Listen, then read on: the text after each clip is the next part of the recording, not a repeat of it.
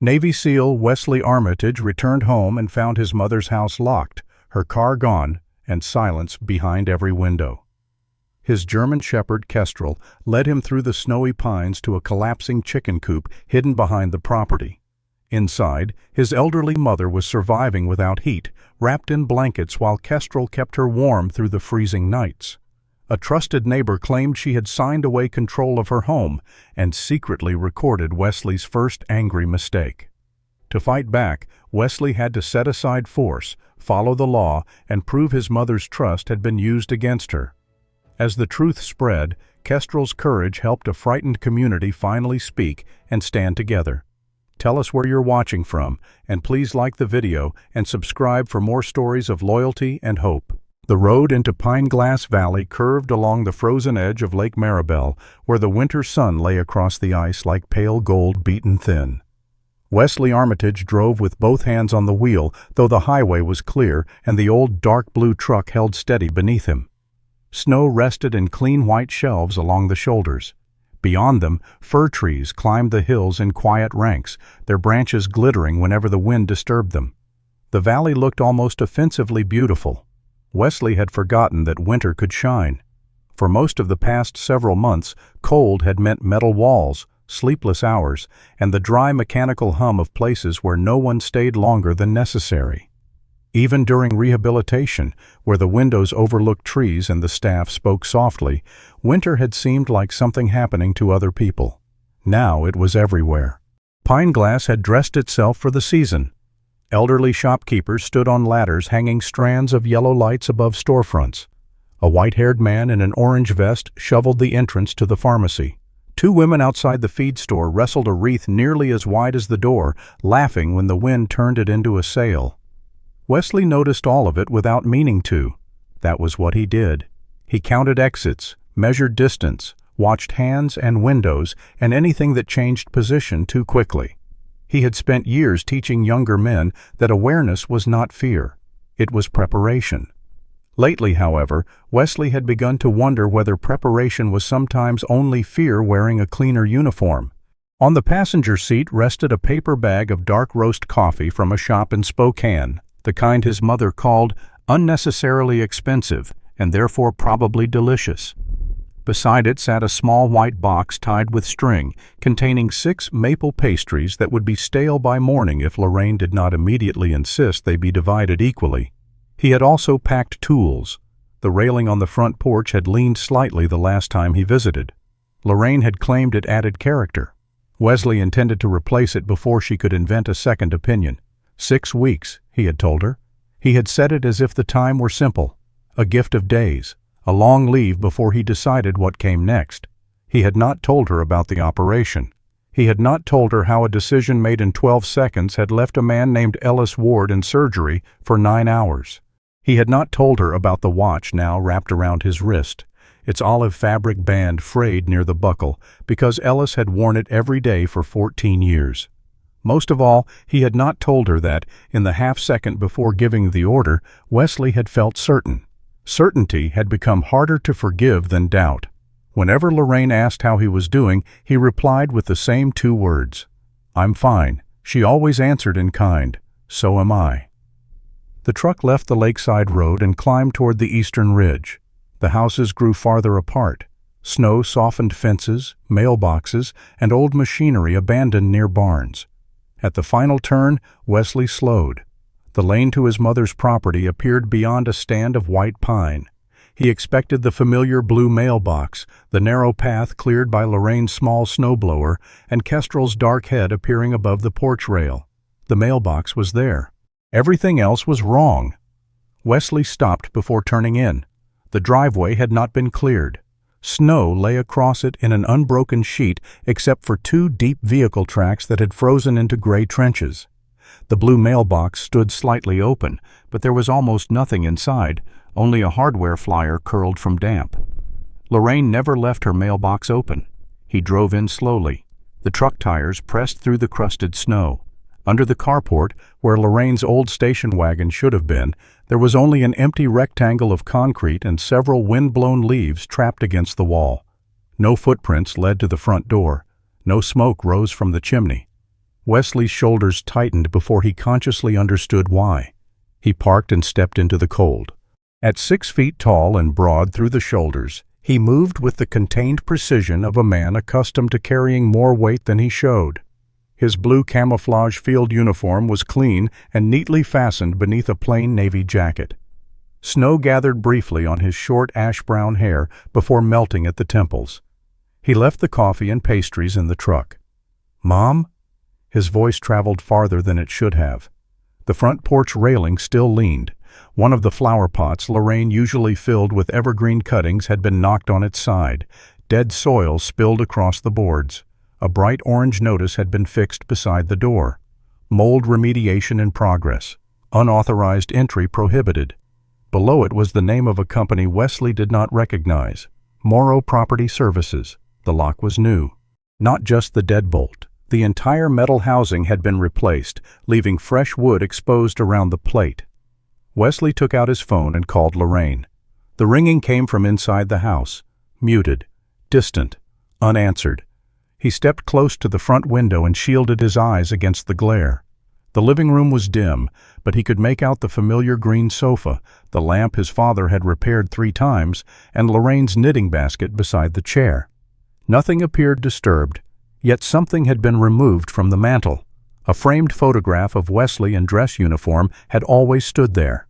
Now only a clean rectangular patch remained in the dust. He called again.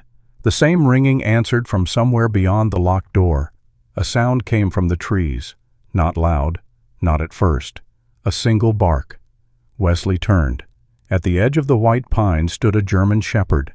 For one strange second, he did not recognize her. Kestrel had always carried herself with quiet authority, her wheat gold coat deep beneath an uneven black saddle, her right ear straight, and her left angled slightly outward. Now snow clung to the hair along her spine. Her ribs did not show, but her body had narrowed. Silver had spread farther across the right side of her muzzle. Her amber olive eyes fixed on Wesley. "Kestrel!" She ran.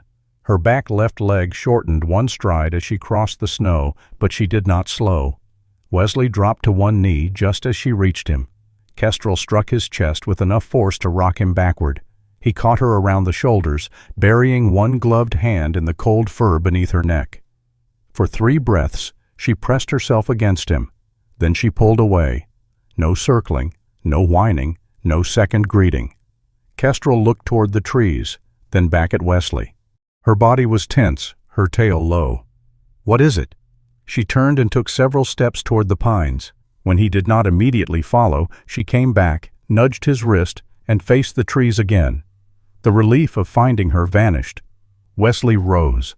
Kestrel led him behind the house, past the shed where his father had once sharpened tools on Sunday mornings. They crossed a narrow path nearly hidden under snow and entered the stand of white pine. The trees swallowed the sunlight. Branches bent low under the weight of winter, creating a dim blue corridor. Wesley saw boot prints, dog tracks, and the narrow repeated trail of someone walking carefully between the house and the back of the property. Kestrel moved faster. Wesley followed until the trees opened around an old structure built against the hill. The chicken coop had been there since his childhood. His father had later attached a narrow potting room to one side so Lorraine could start tomatoes before the ground thawed. The roof sagged near the rear corner. Burlap sacks had been nailed across 2 broken windows. A thin line of smoke rose not from a chimney, but from a rusted vent pipe pushed through plywood. Kestrel scratched once at the door. Inside, something shifted. "Wesley?" The voice was weak enough that he nearly mistook it for the wind. He opened the door. Cold met him first. Not the clean cold outside, but trapped, damp air carrying the smells of straw, feathers, old wood, and medicine. A folding cot stood against the wall. Lorraine sat on it beneath 3 mismatched blankets, her small frame bent forward as though protecting a flame inside herself. Her cream-white hair had come loose from its turquoise clip. One hand rested on a chipped mug. A dead heat lamp hung above the room. Near the far wall, several hens huddled together in the straw. A bowl of water beside them had frozen around the edges. Lorraine looked at her son. Her amber eyes widened, then softened with a sorrow that arrived before joy. "Oh," she said, You came early." Wesley could not move. Kestrel crossed the room and pressed herself along Lorraine's legs, fitting into the space as if she had done so every night. Lorraine glanced at the chickens. "I would offer you the guest room," she said, "but the ladies have become very territorial. The service is dreadful, though breakfast is impressively fresh."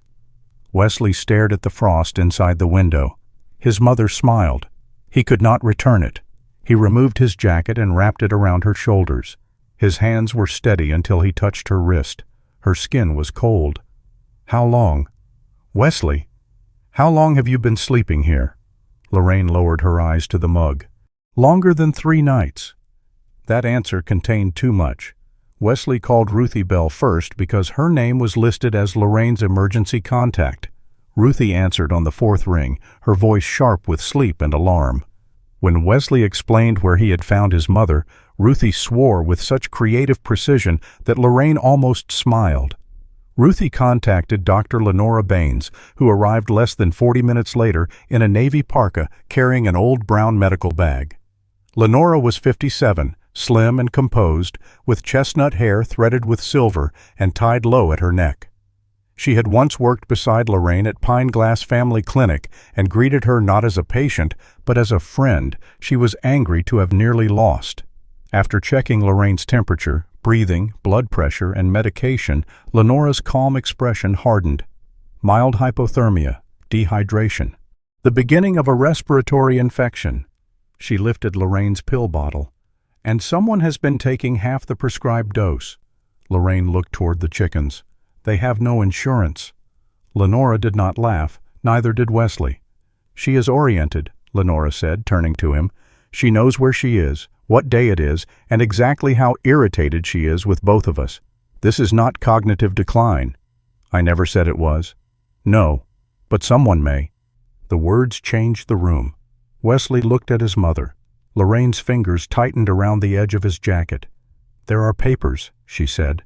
"I signed some things when the roof was repaired. Fletcher said there was mold. He said the house had to remain closed until the county cleared it." "Who is Fletcher?" "Our neighbor, Fletcher Morrow." Wesley stood. He felt something inside him settle into a cold, familiar shape. "I'm opening the house." Lorraine caught his wrist. Her hand was weak. Her grip was not. "No. Mom, you are sitting in a freezing chicken coop. And if you break that lock, he will say you entered a restricted site. He warned me. He said they could decide I wasn't capable of looking after myself." Wesley looked at Lenora. The doctor's silence told him the threat was not entirely empty. Lorraine continued. "He said Kestrel growled at one of the workers. He said they could call animal control and have her taken somewhere safer." At the sound of her name, Kestrel lifted her head. Wesley looked down at her angled left ear, the pale drop of fur on her chest, the 2 cream-colored toes visible against the floorboards. Someone had learned exactly what his mother feared losing. A vehicle approached beyond the trees. Kestrel rose before anyone else heard it. Her body moved between Lorraine and the door. She did not bark. A low vibration gathered in her chest. Wesley stepped outside. A gray pickup had stopped near the temporary fence behind the house. 2 men climbed out. The first was in his late 50s, shorter than Wesley but thick through the torso, dressed in a charcoal work coat over a perfectly pressed blue shirt. Steel gray hair was combed back from a broad, ruddy face. His smile arrived with professional ease. The younger man beside him held a compact camera at chest height. "Senior Chief Wesley Armitage," the older man called pleasantly. "I had a feeling you might come home." Wesley walked toward them. "How do you know who I am?" "Your mother is proud of you, and Pine Glass keeps its old newspapers." The man touched the silver signet ring on his right hand. "Fletcher Morrow." Behind Wesley, the coop door opened. Lorraine stood wrapped in his jacket, Lenora beside her and Kestrel at her knee. Fletcher's expression softened theatrically. "Lorraine, you should be resting." "She should be inside her house," Wesley said. Fletcher glanced toward the camera. "Mrs. Armitage voluntarily relocated during remediation. Everything is documented. No one wants conflict here." "Then unlock the door." "I'm afraid the safety restriction remains in place." Wesley looked past him toward the rear of the house. A section of temporary fencing crossed the yard, bearing another orange warning sign. Beyond it stood the back door. He saw fresh scratches around the lock. His father's workshop window was cracked. Something hot broke through the control he had been holding since the driveway. Wesley stepped around Fletcher. "Senior Chief," Fletcher said mildly, "that area is restricted." Wesley crossed the marked line. He took only 4 steps, enough to inspect the door and place one hand against the damaged frame. Behind him, the camera continued recording. Fletcher did not attempt to stop him. That was what brought Wesley back to himself. He turned. Fletcher stood outside the boundary, hands visible, face composed, the faintest satisfaction hidden beneath his concern. Wesley looked at the camera, then at the warning sign, then at the man who had known his rank before meeting him. The mistake became clear all at once. Fletcher had not come to confront a Navy SEAL. He had come to document one. Wesley stepped back across the line, but the image already existed. The uniform, the anger, the ignored warning, the powerful sun crossing into a restricted sight. For years, Wesley had survived by identifying threats before they could act. This time, the threat had opened the door and waited for him to enter. And he had. The apartment above Bell's Feed and Farm Supply had once belonged to Ruthie's bookkeeper, who retired to Arizona after announcing that Montana winters were an argument she had finally decided to stop winning. It was not large, but it was warm. Heat rose steadily through the old iron vent near the kitchen wall. A faded floral chair sat beneath the front window, overlooking Pine Glass Valley's main street. Below, the feed store's green awning wore a thick white cap of snow, and every time someone opened the shop door, a brass bell gave a cheerful little ring. Lorraine stood in the middle of the room wrapped in Wesley's Navy field jacket. She looked at the bed, then at the armchair, then back at the bed. "You're not sleeping in that chair," Wesley said. "I haven't decided where I'm sleeping." "You looked at the chair 3 times. I was admiring its craftsmanship. The left arm is held together with tape. Then it has survived adversity. We have something in common." Ruthie Bell snorted from the kitchen. She was 67, round-faced and bright-eyed, with cropped silver-blonde curls that refused to lie flat beneath her red wool hat.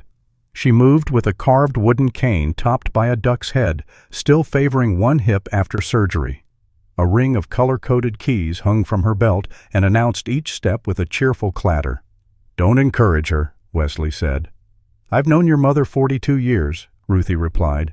Encouragement stopped being optional around year 6. Lorraine smiled, but she did not remove Wesley's jacket. She had bathed in Ruthie's small downstairs office washroom and changed into clean clothes, a cream sweater, gray wool trousers, thick socks. But the odor of straw and smoke still seemed to follow her. Wesley could tell by the way she kept rubbing her hands over the fabric, as if trying to erase something no one else had mentioned. Kestrel lay on the rug beside the apartment door. She had been offered a blanket near the heater, a bowl of warm broth, and half a biscuit from Ruthie, who claimed all animals trusted her because she had the face of a generous criminal. Kestrel had accepted the broth but returned immediately to the doorway. Her right ear remained upright, the left angled outward. Every sound from the stairwell drew her attention. Lorraine noticed Wesley watching. "She slept near the coop door," she said, "every night." "So nothing could come in?" Lorraine looked down at the dog. "So I couldn't leave without her knowing." The answer stayed between them. Ruthie opened a cupboard more aggressively than necessary. "I should have known," she said. Lorraine turned. "You were recovering from surgery. I was in Idaho, not unconscious. You were using a walker and swearing at physical therapists. They deserved some of it. You called. And you told me you were staying with someone while the house was repaired." Lorraine's eyes lowered. Ruthie reached for her phone on the counter. "You texted me 3 times. She scrolled, then held the screen out. The first message read, "Roof work taking longer. Staying somewhere warm. Don't fuss." The second had arrived 9 days later. "All fine here. Fletcher is helping. Focus on your hip." The final message was shorter. "Resting. Phone nearly dead." Wesley read them twice. The words sounded like Lorraine. That was the problem. They carried her clipped humor, her refusal to complain, the mild command hidden beneath affection. Someone unfamiliar with her could not have written them well. "Did you send these?" he asked. Lorraine took the phone carefully. "The first one, yes." And the second? She hesitated. My hands were bad that week. Fletcher helped me type. Did you watch him send it? I was sitting beside him. That wasn't my question. Lorraine's mouth tightened. Ruthie lowered herself into a kitchen chair. The humor had left her face. What about the last one? Lorraine looked at the screen. I don't remember writing that. The apartment suddenly felt smaller. Wesley had spent years learning the difference between missing information and concealed information. One created uncertainty, the other created intent. He looked toward the window, where holiday lights blinked above the pharmacy across the street. For 6 weeks, he had accepted short messages because they suited him. His own replies had not been much longer. Training schedule changed, fine otherwise. Limited phone access, nothing serious. He had sent those words from a military recovery facility where the corridors smelled of antiseptic and burnt coffee. He had written them after waking from dreams in which Ellis Ward kept asking the same question Wesley could never remember by morning. He had told himself he was protecting Lorraine. Now he saw the shape of the bargain they had made without discussing it. She would hide her suffering so he could keep serving. He would hide his suffering so she would keep believing service had not broken him. Between those two kindnesses, a stranger had found room to act. Lorraine gave Ruthie back the phone. I should have told you. Yes, Ruthie said. The word was not cruel. That made it heavier. Lorraine looked toward Wesley as though expecting him to defend her. He did not. He pulled out the chair across from her and sat. I wasn't on assignment for all 6 weeks, he said. Lorraine's gaze sharpened. I was at a recovery center. For your shoulder? No. The word took effort. Ruthie quietly stood and crossed to the stove, giving them the illusion of privacy without leaving the room. Wesley looked at the frayed olive strap of the watch on his wrist. A man on my team was badly injured. I made the call that put him where he was. Lorraine did not interrupt. I kept telling you I was busy because I didn't want you asking questions I couldn't answer. Is he alive? Yes. Will he recover? We don't know. Lorraine reached across the table. Her hand stopped halfway. For years, Wesley had thought of his mother's touch as something automatic, certain as gravity. Now he watched her hesitate, unsure whether comfort would be welcome. He placed his hand beneath hers. I'm sorry, she said. So am I. For him? For both of us. Kestrel rose from the door, crossed the room, and settled beneath the table with her back pressed against Lorraine's ankles and her chin resting on Wesley's boot. Neither of them mentioned it. By midday, Dr. Lenora had arranged medication and instructed Lorraine to remain indoors. Ruthie took charge of feeding her with the grim efficiency of someone settling an old debt. Wesley returned to the property alone. Before leaving, he asked Lorraine's permission. The question surprised her. To check the coop, she said, and the part of the land outside the marked construction zone. You don't need my permission to worry. I'm not asking permission to worry. Lorraine studied him, then nodded. Stay away from the house. I will. It was the first promise Wesley had made that day, which he intended to keep exactly. The afternoon sun had softened the top layer of snow by the time he reached the property. He parked on the county road rather than entering the driveway. The mistake from the previous day followed him like a second shadow. He could still see the camera pointed at him, Fletcher's measured expression, the satisfaction hidden in his patience. Wesley approached the coop from the tree line, remaining outside the temporary fence. Kestrel had left a clear trail between the outbuilding and the main house, but other marks crossed it: work boots, narrow tire impressions, and the rectangular pattern of equipment that had been dragged through snow. Inside the potting room, he examined the dead heater. The wiring had not burned out. A cable ran from the wall to a junction box fixed to the exterior. The box was open. One wire had been unscrewed and folded neatly back, then wrapped with black tape. Someone had disabled it without damaging it. Wesley photographed the box but did not touch anything. Near the rear shed, he found Lorraine's station wagon behind a padlocked door. Through a dirty window, he could see the familiar pale green hood. Fletcher had told Lorraine the battery was dead. On the snow outside, the tire tracks were recent. Their edges were still sharp beneath the dusting from the previous night. The car had been moved after the last snowfall. Wesley crouched, studying the pattern, then forced himself to stand. He was not here to build a theory from every mark. Not yet. Beyond the shed, small wooden stakes rose from the snow at regular intervals. Each had been painted at the top with blue and white stripes and marked with letters and numbers. E17, E18, E19. They continued toward the eastern pines. They did not mark a roof repair. Wesley photographed those too. When he returned to Ruthie's apartment, a woman he had never met was sitting at the kitchen table with Lorraine's recipe notebook closed beneath one hand.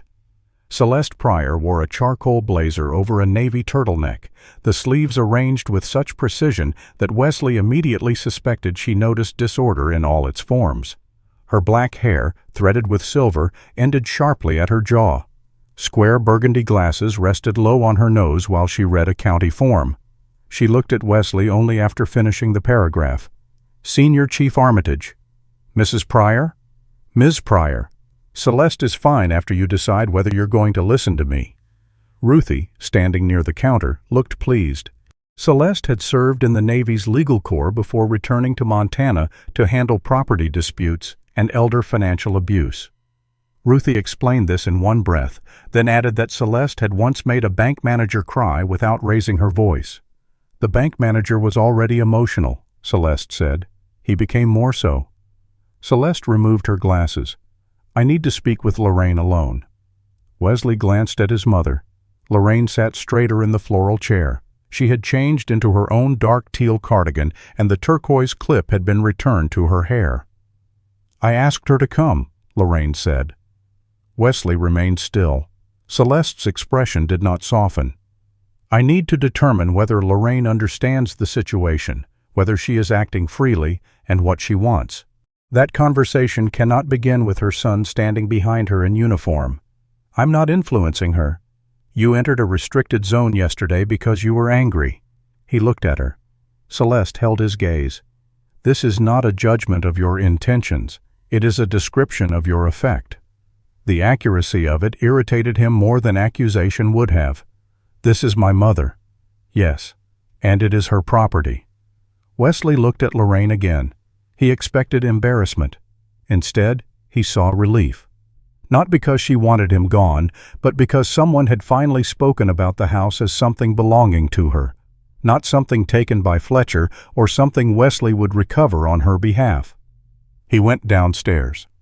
For nearly an hour, he stood in the feed store among sacks of grain, mineral blocks, and shelves of winter gloves. Ruthie joined him after 10 minutes and handed him a paper cup of coffee without comment. The brass bell above the door rang as farmers and older ranchers came and went. Some recognized Wesley. No one asked why he was there. When Celeste finally called him upstairs, Lorraine's recipe notebook lay open on the table. The early pages held measurements for apple cake, stew, and cornbread. Farther back, the writing changed. Dates, times, vehicle descriptions. Fletcher came at 8:10. Said inspection delayed. 2 grocery bags, no receipt. Asked for phone. Said he needed to update insurance. Worker struck metal gate. Kestrel growled but remained beside me. Lorraine had tied a short pencil to the spine with red thread. I started writing things down when 3 days became a week, she said. Celeste slid several copied documents toward Wesley. The original roof contract appears legitimate. The later documents are not simple, Lorraine explained slowly. Fletcher had returned after the first signing with a tablet.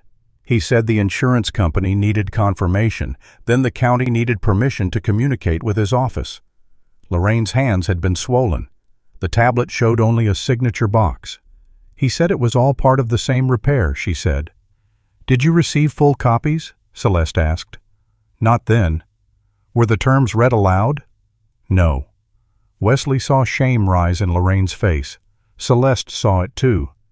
Being deceived does not make you foolish, she said. It means someone made deception easier than understanding. Lorraine breathed out.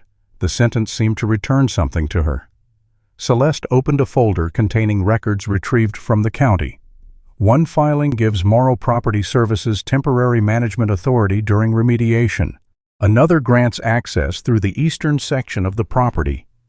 Wesley thought of the blue-topped stakes. Celeste turned one more page. And this is an option to purchase the house and surrounding acreage if certain repair costs remain unpaid after a specified period. Lorraine stared at the document.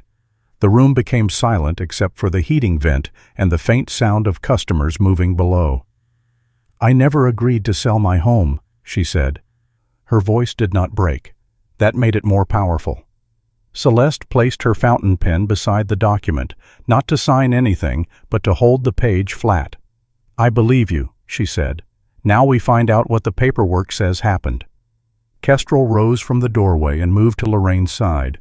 This time she did not stand in front of her. She stood beside her. Celeste Pryor did not trust documents that looked too clean. The next morning, she spread the Morrow Property Services files across Ruthie's kitchen table and arranged them in 3 rows. What Lorraine remembered signing, what the county had received, and what Fletcher claimed had always existed. Outside the apartment window, snow drifted lazily over Pine Glass Valley. Below, the feed store opened for business. The brass bell rang every few minutes, followed by boots crossing wooden floors and Ruthie's voice informing customers that no, she would not carry 50-pound grain sacks until her surgeon stopped sending her threatening postcards. Upstairs, there was no humor in the paperwork. The original roof contract sat in the first row. It was ordinary, almost disappointingly so. The document listed storm damage, replacement shingles, labor, disposal fees, and an estimate Lorraine could reasonably afford. Her signature appeared at the bottom in a natural, uneven line that leaned slightly upward. Celeste tapped it with the silver nib of her fountain pen. "This one is valid," she said. "The terms are clear. The date matches the inspection. The signature matches the one Lorraine gave me yesterday." Wesley stood at the end of the table rather than sitting. He had spent most of the night building a written timeline on legal pads Ruthie found in the store office. He had included every detail he could verify: the date of the storm, the day Fletcher first visited, the roof estimate, the county notice, the food deliveries, the calls Lorraine missed, the weeks Wesley spent at the Military Recovery Center. He had left out theories.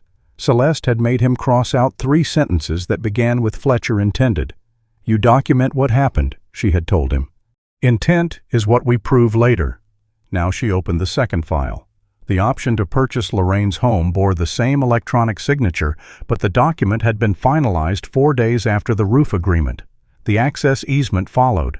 It granted Morrow Property Services and its designated partners the right to use a strip of land along the eastern boundary for construction vehicles, utilities, emergency access, and future development review. Wesley read that phrase again. Future development. "Yes," Celeste said. "That has nothing to do with a roof." "No." Lorraine sat beside the window in the floral chair, Kestrel stretched at her feet. Morning light touched the turquoise clip in her cream-white hair. She wore her dark teal cardigan and held a mug of tea in both hands, but she had barely tasted it. "I never saw those pages," she said. Celeste rotated her laptop toward them.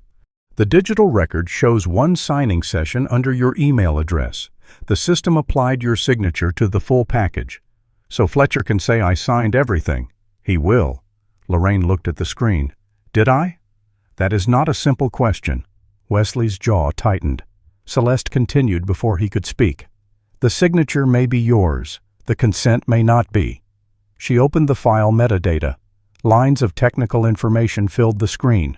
Creation dates, modification dates, upload times, user identifiers. "The roof contract existed before the signing session," Celeste said, "but these 2 attachments were created later." "How much later?" Wesley asked. "The purchase option was generated 38 hours after Lorraine signed. The easement was modified the following morning." Lorraine stared at her. "Then how is my name on them?" "The signing platform may have been configured to retain the signature certificate and apply it when the package was reassembled." "Is that legal?" "Not if the pages were added without your knowledge." Wesley leaned closer. "Then we have him." "No." The answer came quickly enough to cut through his rising certainty. Celeste closed the laptop halfway. "We have an inconsistency. We do not yet have proof that Fletcher added those pages. A software error, a clerical mistake, or a later document you authorized could produce similar records." I authorized nothing. I believe you, Celeste said to Lorraine. A court will still require more than belief. Kestrel shifted beneath the table. The metal heating vent clicked as it expanded. The sound was small, but the dog's body went rigid. Her head rose, ears uneven, eyes fixed on the wall. A low breath escaped through her nose. Lorraine placed one hand against her shoulder. "It's only the heat, Kes." Kestrel remained tense until Lorraine's fingers moved slowly through the fur behind her neck. Wesley watched the dog settle. Fletcher had not needed to make Kestrel violent. He had only needed other people to believe she might become violent. The same method seemed to run through everything. A house was not stolen. It was placed under temporary management. A road was not taken. It was granted as an easement. A woman was not displaced. She voluntarily relocated for safety. The truth had been covered in language until it no longer looked injured.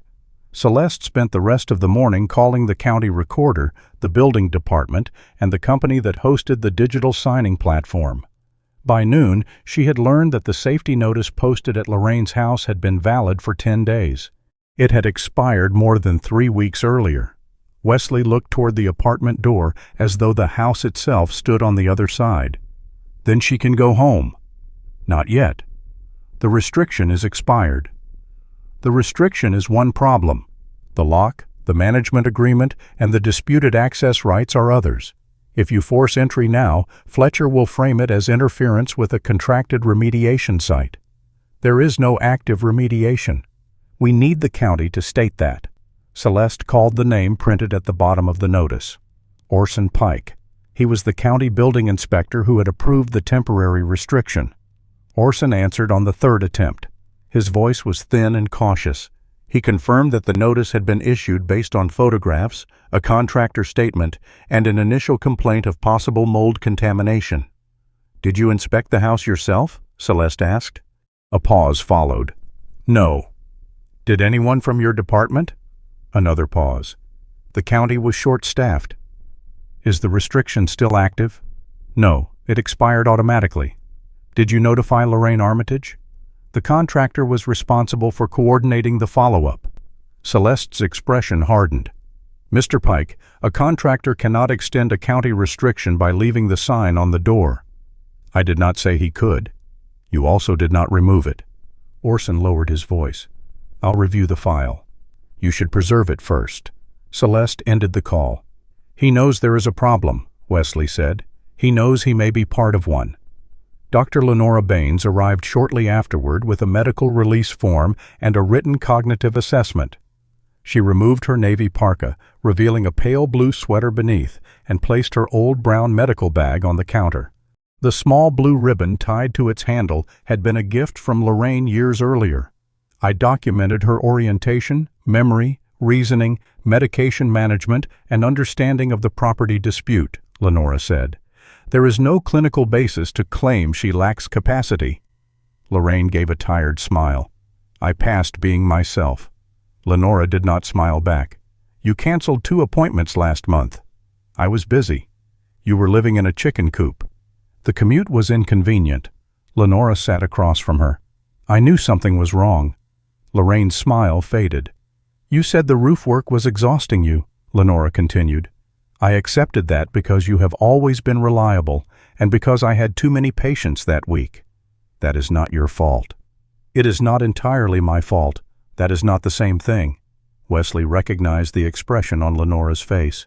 It was the look of someone replaying a decision after the outcome was known. He had worn it for 6 weeks. Lenora touched the assessment. "If Fletcher tries to make age itself look like incompetence, this will help. But I want the record clear.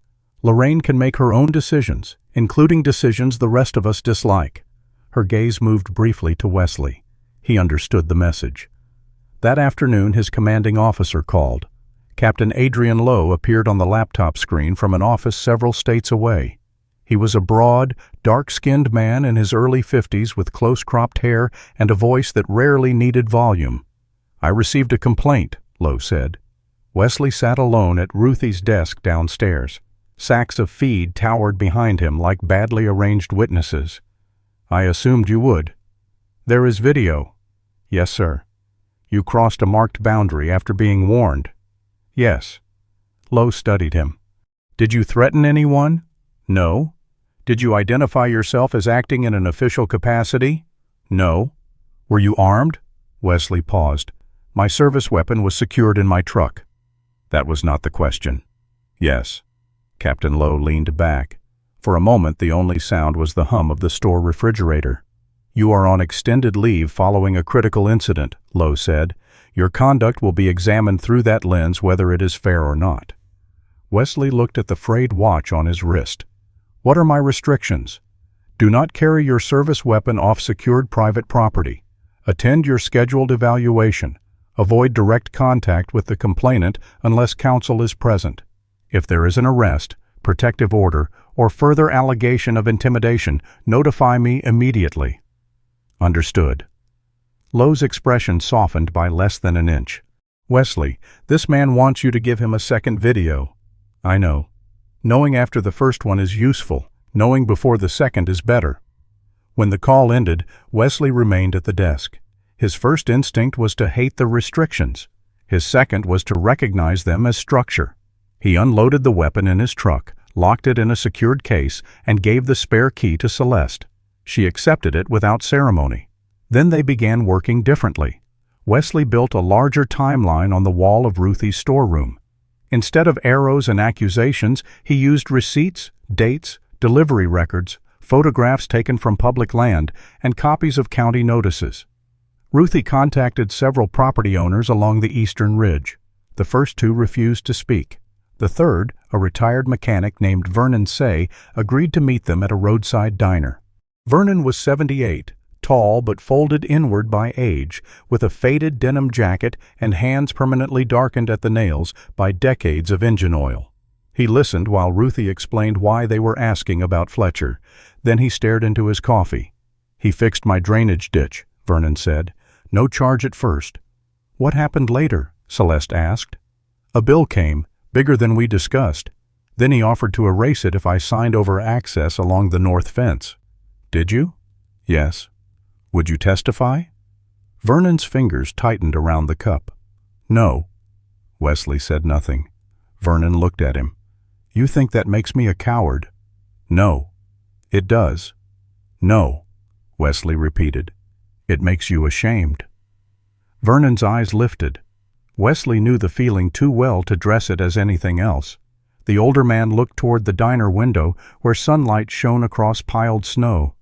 Losing the land hurt, he said. Admitting I helped him take it hurt worse. He would not testify, but he allowed Celeste to copy his invoice and access agreement with his name redacted. Others told similar stories. A widow had signed a maintenance lien after Fletcher repaired her furnace. A retired teacher had been pressured to sell a strip of meadow after being told it was required for emergency vehicles. A rancher had received unexplained survey visits before refusing an offer. None of the stories alone proved a system. Together, they began to resemble one. Near evening, Celeste unrolled a county planning map across Ruthie's kitchen table. Wesley placed his photographs of the blue and white stakes beside it. E17, E18, E19.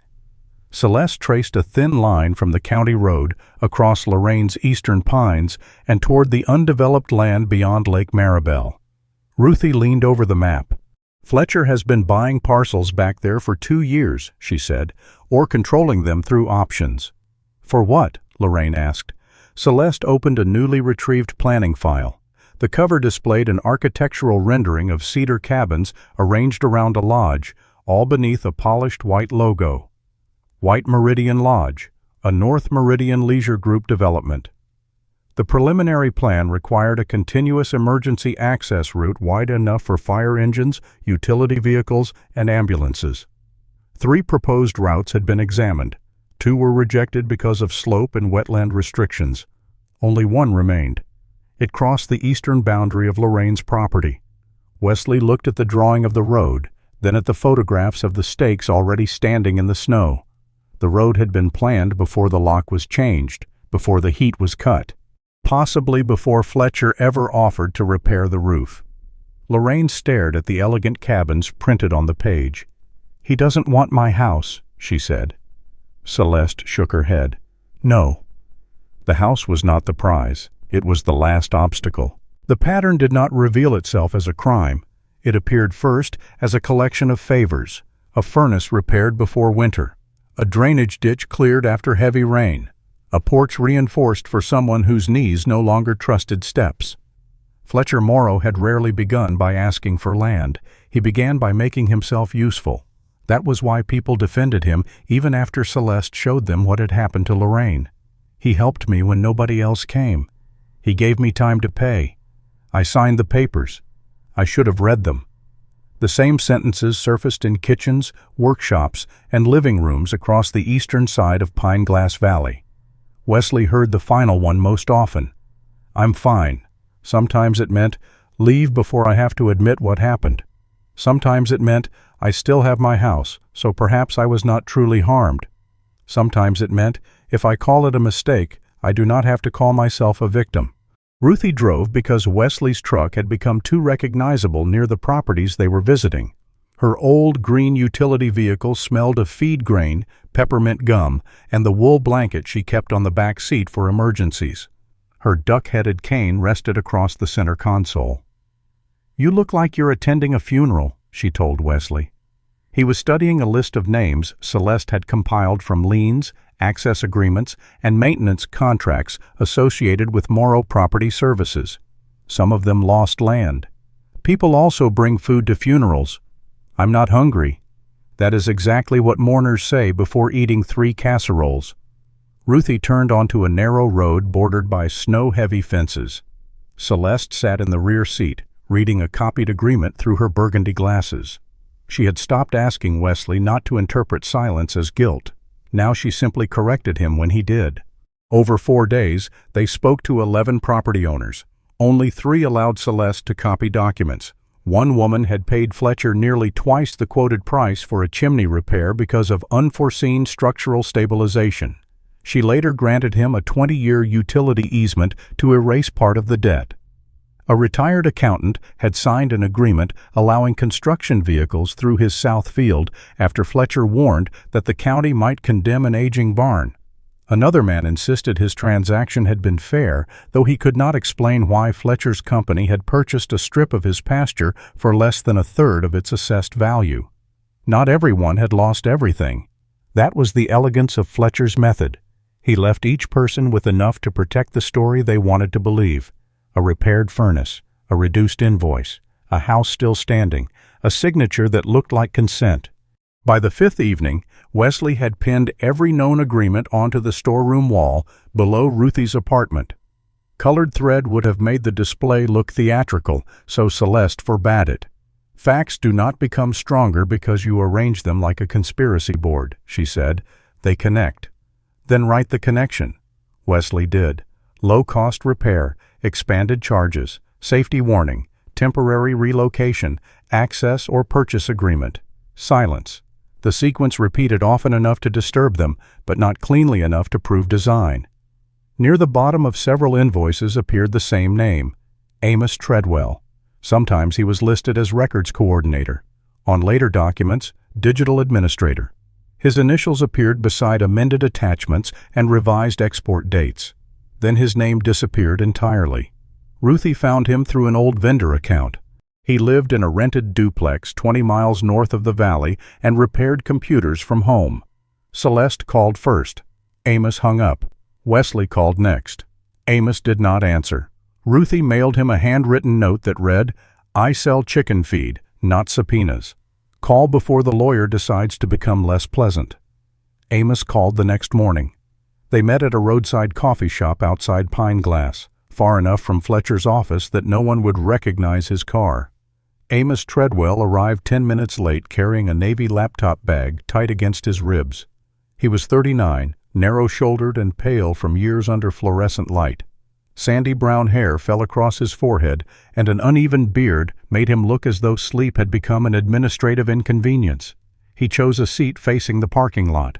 Celeste noticed. So did Wesley. I don't know anything about Lorraine Armitage, Amos said before sitting. You processed documents connected to her property, Celeste replied. I processed hundreds of files. Why did you leave Morrow Property Services? Amos looked toward the window. Different priorities. Ruthie stirred her coffee. That is office language for either moral collapse or bad dental insurance. Amos almost smiled, then remembered not to. Celeste placed 2 invoices on the table. Your initials appear on revisions made after the signing date. I formatted documents. I didn't negotiate them. Did you ever add pages after a client completed an electronic signature? Amos's fingers tightened around the strap of his bag. I signed a confidentiality agreement. Celeste's voice remained even. A confidentiality agreement may protect legitimate business information. It does not require silence about fraud, coercion, or falsified records. I didn't say there was fraud. No, she said. You said there was an agreement stopping you from discussing something. Amos looked at Wesley for the first time. You're the Navy guy. My mother owns the house. That isn't what people are saying. What are people saying? That you came back unstable, that you threatened workers, that the dog nearly attacked someone. Wesley felt the familiar pressure rise behind his ribs. Celeste watched him. He let the silence remain. Amos had expected anger. Its absence unsettled him more. I can't help you, he said. He stood too quickly, nearly knocking his chair backward. Celeste did not stop him. At the door, Amos paused. There were times, he said without turning, when a file came back different from the way I sent it. Then he left. Ruthie watched his car disappear into the snow. That sounded very much like help. It sounded like fear, Celeste said. Can fear testify? Eventually. Wesley looked at the untouched coffee Amos had left behind. A crescent of foam clung to the rim. Not yet, he said. That afternoon, the conflict Wesley had avoided with Lorraine finally arrived. It began with a brochure. He had brought it from Dr. Lenora's clinic, a residential community 2 hours from his duty station, with private cottages, on-site medical care, and transportation to appointments. He placed it on the kitchen table as though careful positioning might make the idea gentler. Lorraine looked at the photograph on the cover. A smiling, silver-haired couple stood beside a decorative pond that had probably never frozen solid. "What is this?" she asked. "An option." "For whom?" "For you." Kestrel lay near the heater, her front paws crossed. At the change in Lorraine's voice, the dog raised her head. Wesley sat across from his mother. "It would be closer to where I'm assigned. You do not know where you'll be assigned next. I can request a training post. You have not requested it. I'm considering it." Lorraine closed the brochure. "And while you consider your life, I should pack mine?" "That isn't what I said. It is what the brochure says." Wesley kept his voice level. "You almost froze to death. I know where I was. You were cutting your medication. I know what I did. You had no reliable phone, no heat, and no one checking on you." Lorraine's face changed, not into anger, into recognition. "You have already decided," she said. "I'm trying to make sure this never happens again. By moving me somewhere you can monitor. By moving you somewhere safe." Fletcher had used that word too. The realization reached Wesley too late. Lorraine stood, one hand braced against the table. "Do you know what frightens me most about men who believe they are protecting me?" Wesley did not answer. "They stop hearing the difference between help and permission. That is not fair. No. Fair would have been my neighbor not deceiving me. Fair would have been my son coming home to drink coffee, not finding me in a chicken coop. We have gone well beyond fair." She pushed the brochure toward him. "Fletcher decided I could not live in my house. You have decided I should not. He put you in danger. And you are using that danger to make the choice easier for yourself." The words landed harder because part of him understood them. Wesley wanted a solution he could inspect. A building with staff, a schedule, emergency systems, a place where he would not wake at 3 in the morning imagining frozen water and his mother wrapped in blankets. He wanted safety measurable enough to quiet him. Lorraine wanted her life. Kestrel rose and moved between them. She placed her head against Lorraine's knee, but one front paw rested over the toe of Wesley's boot. The gesture was neither dramatic nor trained. It was simply how Kestrel arranged the people she loved when they began pulling away from one another. Wesley looked down. The dog's amber olive eyes moved from him to Lorraine. She was not asking them to agree. She was refusing to choose. Wesley picked up the brochure. "I don't know how to leave you here after this." Lorraine's anger softened, though it did not disappear. "Then do not leave me as I was." The distinction opened a space neither of them had noticed. Dr. Lenora arrived that evening with a notepad and no patience for symbolic arguments. "Lorraine does not need a prison with excellent landscaping," she said. "She also cannot return to exactly the same arrangement." Together, they built a list. A monitored heat alarm connected to Ruthie and Wesley. A weekly medication organizer checked by Lenora's clinic.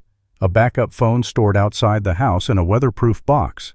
Scheduled visits from Ruthie and 2 other trusted neighbors. A limited emergency power of attorney that activated only under specific medical conditions.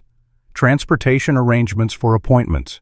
A winter generator inspected before the first storm. Wesley added a security camera. Lorraine crossed it out. He added it again with the camera facing the driveway rather than the interior. She allowed that. By the end, the plan belonged to neither of them entirely. That made it more likely to survive them both. The next morning, Fletcher answered with paperwork of his own. Celeste received a formal notice alleging that Lorraine had violated the remediation agreement by permitting unauthorized access. It described Wesley as aggressive, referenced the recorded boundary crossing, and claimed Kestrel had displayed repeated threatening behavior toward contracted personnel. Attached was a request for temporary restrictions on contact with the worksite. "He wants distance between you and the property," Celeste said, "and possibly between you and Lorraine if he can frame your presence as destabilizing." Wesley read the allegation twice. Kestrel lay beneath the table, peacefully chewing the corner of a rope toy Ruthie had brought from the store. "They're calling her dangerous." "They are building a record," Celeste replied. Before noon, another vehicle stopped outside Bell's Feed and Farm Supply. It was a silver rental SUV, spotless despite the winter roads. The woman who entered the apartment introduced herself as Miranda Voss, compliance representative for North Meridian Leisure Group. She was 44, tall and composed, wearing a camel-colored coat over black wool. Her dark hair was tied low, and a small digital recorder appeared in her hand before she sat. "With everyone's consent," she said, placing it in the center of the table. "I prefer an accurate record." Fletcher would have hidden the act of recording. Miranda announced it. Celeste noticed the difference without mistaking it for virtue. Miranda stated that North Meridian had retained Fletcher as a local land and access consultant. According to the company's files, all property rights had been obtained lawfully. "We were not involved in Mrs. Armitage's housing arrangements," she said. "You benefited from them," Celeste replied. "That has not been established. The access route on your development plan crosses her property, based on documents represented to us as valid." Celeste slid copies of the metadata discrepancies, the expired restriction, and Lorraine's cognitive assessment across the table. "You now have noticed that validity is disputed." Miranda did not touch the papers immediately. "What are you asking?" "Preserve all emails, messages, draft maps, payment schedules, contractor reports, and internal compliance reviews connected to Fletcher Morrow and the White Meridian Project." "That is broad." "So is your exposure." Miranda's gray-blue eyes hardened. "North Meridian will not accept responsibility for independent misconduct we did not authorize." "You may not have authorized it," Celeste said. "But if you continue after receiving credible evidence of coercion, you become responsible for what you choose not to examine." For the first time, Miranda looked toward Lorraine rather than at Celeste. Lorraine sat with both hands folded around her recipe notebook. "I did not sell you a road," she said. Miranda's expression remained controlled, but something in it shifted. She stopped the recorder only after promising to issue a litigation hold. That night, Orson Pike called from a number Celeste did not recognize. He refused to speak by phone. They met at the closed municipal equipment garage near the edge of town. Snowplows stood behind chain-link fencing, their orange blades lifted like sleeping jaws. Orson waited beneath a security light in his faded mustard work coat and gray wool cap. He was thinner than Wesley expected, with narrow shoulders and a silver mustache. A tape measure hung from his belt. He pulled it out 2 inches, let it snap back, then did it again. "I should have inspected the house," he said. Celeste did not reassure him. "Why didn't you?" "Fletcher said it was temporary. Said he only needed the notice until the environmental report came back. He told me if someone entered and got sick, the county could be liable." "You approved a restriction from photographs." "We were short-staffed." "You already told me that." Orson looked toward the parked plows. The report came back. Surface mold in the attic. No basis for full evacuation. "What did you do?" "Nothing." Wesley stepped closer, but not enough to threaten. "The notice expired." "I know." "Then why was it still on the door?" Orson's mouth tightened. "Because removing it meant admitting I should never have approved it that way. Fletcher said the repairs would be finished soon. Then he said there were contract disputes. Every week I told myself it would resolve before anyone was harmed. My mother was sleeping without heat." Orson closed his eyes. "I know that now." "No," Wesley said. "You know it happened. That is different from knowing what it cost." Celeste placed a business card on the hood of a snowplow. "We need the complete file, including the original mold report, communications with Fletcher, and any notes you made. If I release those without authorization, you may face discipline." Orson gave a weak, humorless laugh. "I was hoping you would tell me I could avoid that." "I cannot." He looked at the card for a long time. "I didn't take money." Celeste's voice remained quiet. "Cowardice does not require payment." The security light buzzed above them. Orson's hand moved again toward the tape measure, but this time he stopped before pulling it. "I'll preserve the file," he said. "That is not the same as giving it to us." "No." "Will you testify?" He looked at Wesley, then at the snowplows, the county garage, and the building where he had spent 26 years trying not to make mistakes large enough to be remembered. "I don't know." Orson left without taking the card. Then, after 3 steps, he turned back and picked it up. Wesley watched him drive away. Fletcher had not created every weakness in Pine Glass Valley. He had simply learned where they were: loneliness, pride, shame, bureaucratic fear, the need to believe that silence could keep a bad decision from becoming real. Fletcher had built his power from people who said they were fine because the truth seemed more expensive. For the first time, some of them were beginning to calculate the cost of continuing the lie. The storm reached Pine Glass Valley after midnight. It did not arrive with the theatrical violence the weather reports had promised. There was no single great gust, no sudden wall of white. The snow simply began falling harder, then sideways, then so thickly that the lights across Main Street disappeared one by one behind it. By 2 in the morning, the town had become a collection of dim windows floating in darkness. Wesley sat inside his truck on the county road overlooking Lorraine's eastern property line. The engine was off. Snow gathered on the windshield faster than the wipers could have cleared it. Through a narrow opening he had scraped in the glass, Wesley watched the land without crossing onto it. At 2:17, the first truck arrived. It came from the service road beyond the pines with its headlights lowered, towing a flatbed loaded with metal barriers and compact grading equipment. A second vehicle followed 12 minutes later. Wesley photographed both license plates. He recorded the time, direction, and visible equipment in the notebook resting on the steering wheel. No assumptions, no accusations, only what could be seen from a public road. The discipline was less satisfying than confrontation. It was also more useful. Across the snow, workers unloaded several barriers near the line of blue and white survey stakes. One man used a portable light to illuminate the ground while another drove temporary markers into the frozen soil. They were not building a road, they were trying to make the land look as though it had already been used as one. Wesley called Celeste. She answered with none of the confusion of someone awakened from sleep. "I'm sending the photographs," he said. "Do not approach them. I'm on the county road. Stay there. They're altering the site. Then let them do it on camera." The answer went against every reflex in Wesley's body. He watched a machine roll across the snow, leaving 2 wide tracks between the pines. The marks would look convincing in daylight, old enough to suggest regular access, new enough to be useful before the hearing. "Can you stop it?" he asked. "I can ask a judge to preserve the current condition of the property. I cannot promise how quickly anyone will read the request in a blizzard." Wesley looked at the dark outline of his mother's house. "Send everything," Celeste said. "Then leave before they notice you." He did. For the first time since returning home, walking away did not feel like surrender. It felt like choosing which battle was real. By dawn, the storm had shut down half the valley. Power flickered across Main Street.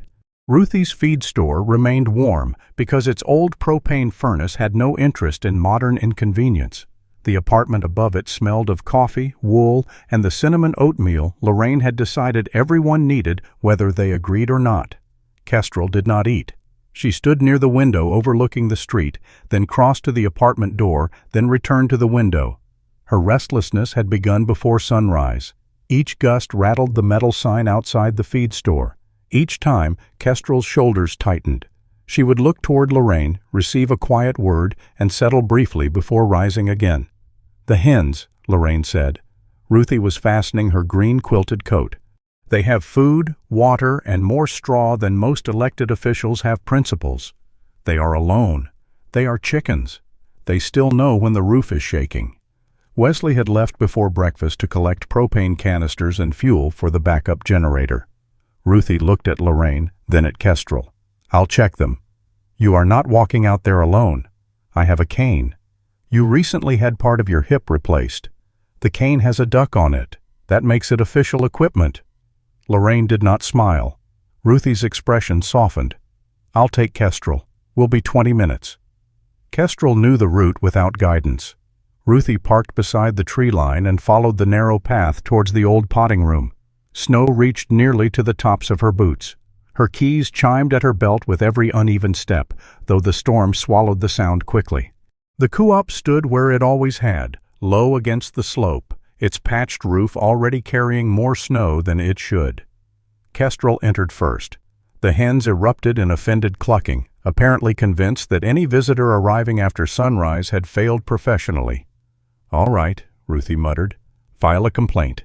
She checked the water, added feed, and examined the heater Wesley had temporarily repaired. It still worked, but the wind found every weak point in the old walls. Kestrel remained close to the door. Her gaze kept lifting toward the pines. Ruthie noticed. "You hear something?" A hard crack answered from outside. Not metal, wood. Kestrel turned just as a young pine, bent under snow and wind, split near its base. The tree fell across the front of the structure. Its upper branches struck the door and wall with a heavy, splintering impact. The hinges jumped.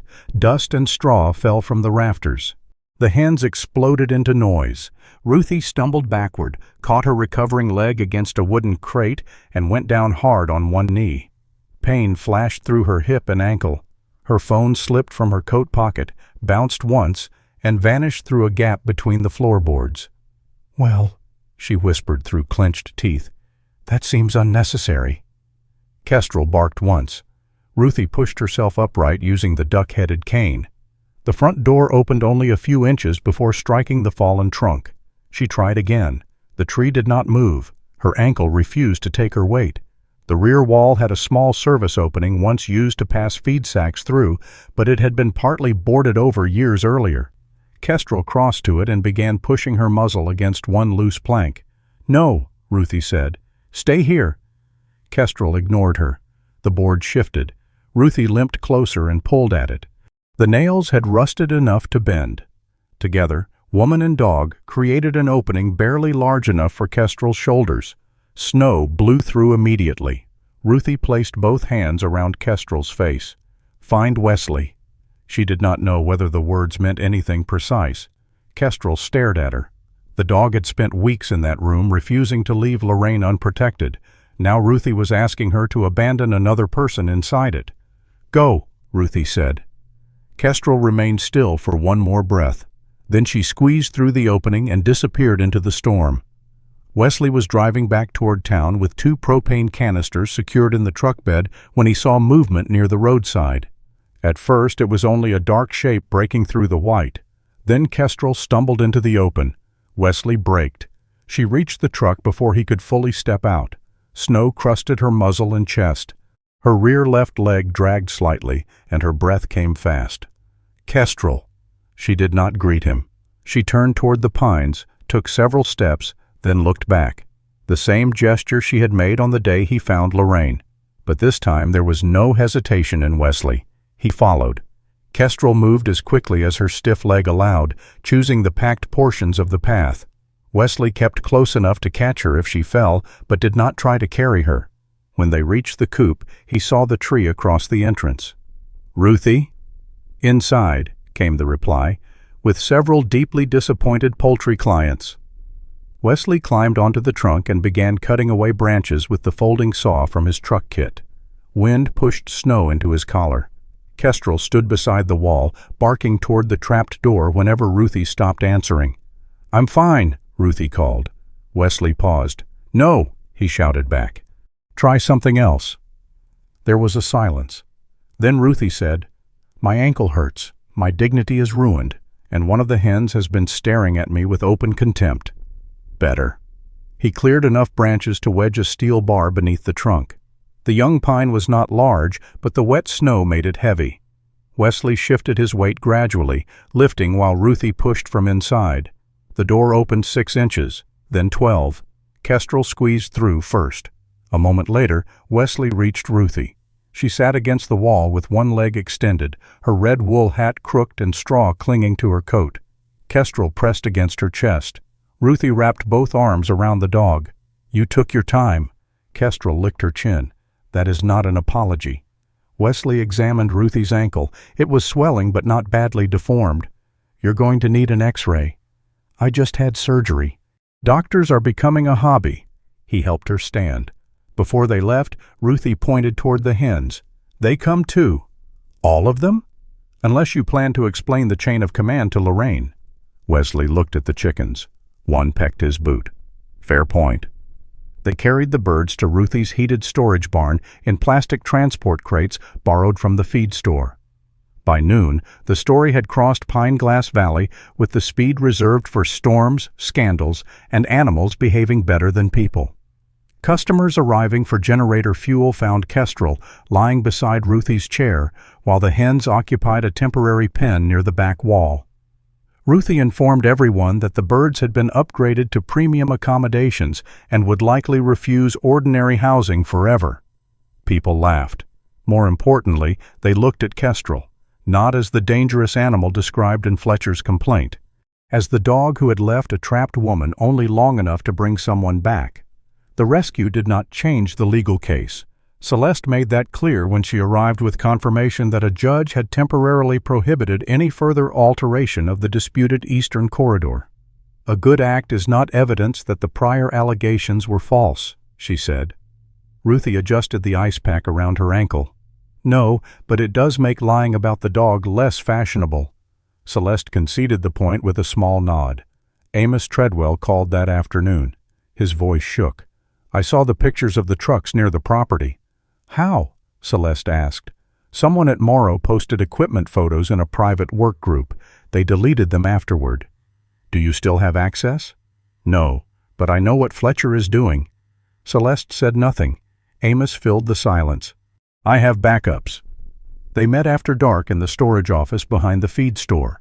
Amos arrived carrying the Navy laptop bag and a small orange shockproof case. His hair was wet with melted snow, and his hands would not stay still. Inside the case was a silver external drive. "I kept project archives," he said. "Not because I planned to expose anyone.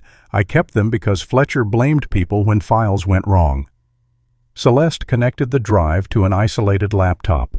The archive contained earlier versions of Lorraine's document package. The first version included only the roof contract, insurance authorization, and temporary safety acknowledgement. The purchase option and Eastern Access easement appeared in later exports. Their creation dates matched the inconsistencies Celeste had already found. More importantly, Amos's backup preserved an internal instruction sent by Fletcher. Re-export the full Armitage package with updated attachments. Use existing certificate. Mark as formatting correction. Amos stared at the floor. "I did it." "Did you know what the attachments contained?" Celeste asked. "Not at first." "And later?"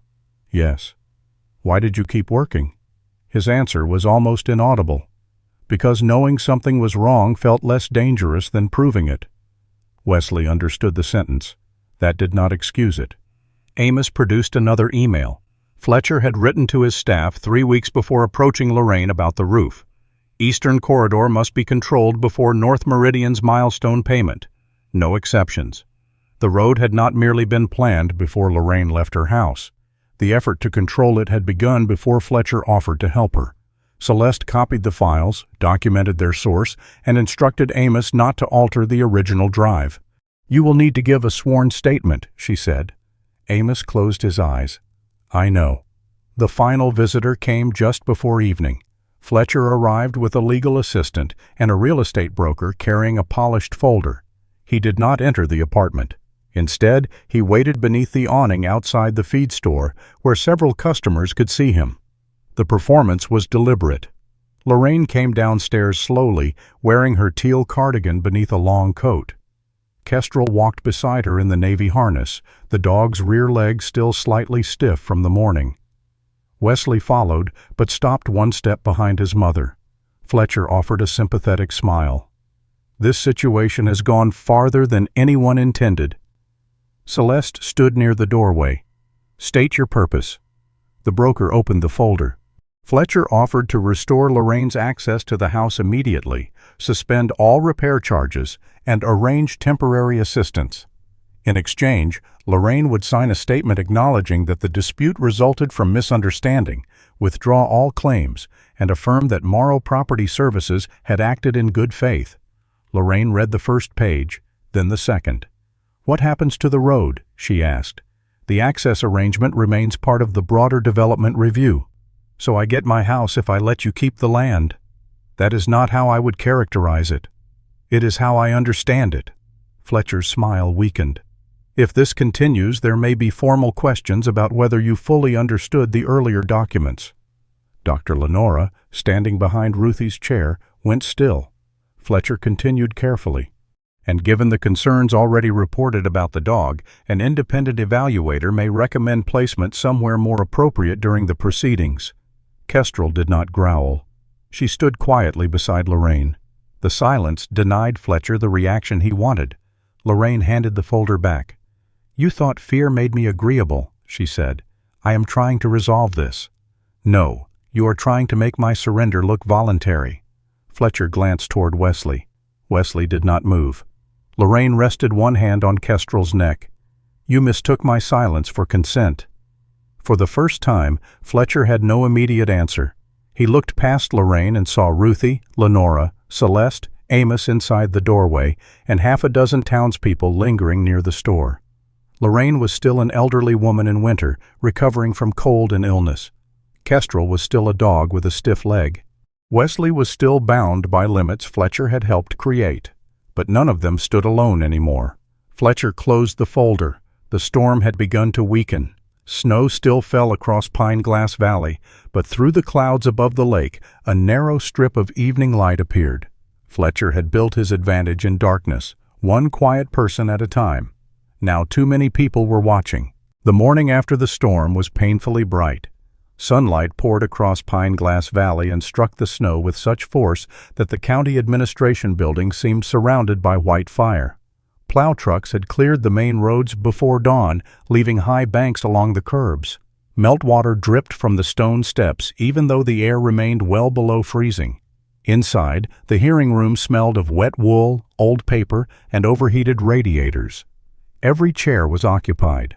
Some people had come because of the White Meridian Lodge proposal. Others had come because Pine Glass was small enough that a public hearing involving land, a Navy SEAL, an elderly woman, and a German Shepherd had become impossible to ignore.